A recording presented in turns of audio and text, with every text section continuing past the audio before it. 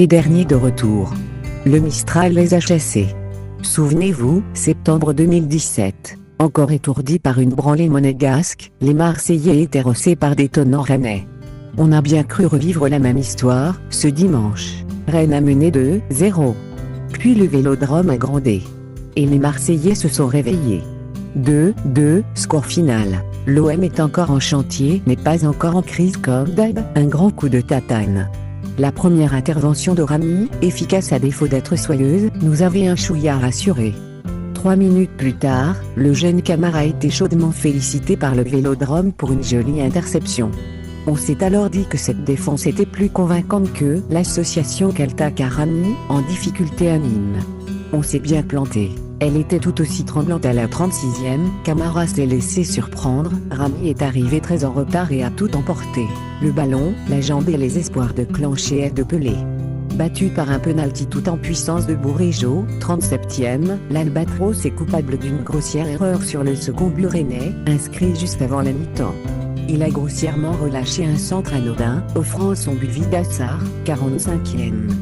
Le virage sud-arugide est Pelé pour remobiliser son gardien, après sa boulette.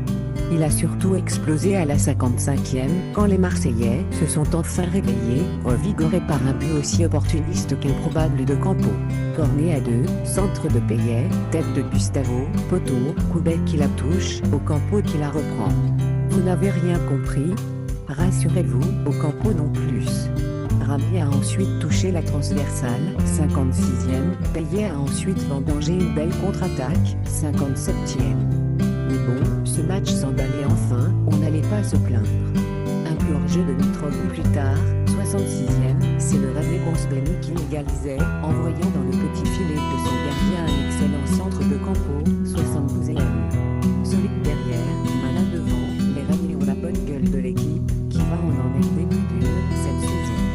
Cette fois, ils n'ont pas battu l'OM, mais laissent le Lille en chantier. Défensif, évidemment, les différentes charnières, Camara Rami d'abord, Gustavo Rami ensuite, manque de réflexe. Offensif, surtout, on n'a pas vu Gérard, on cherche le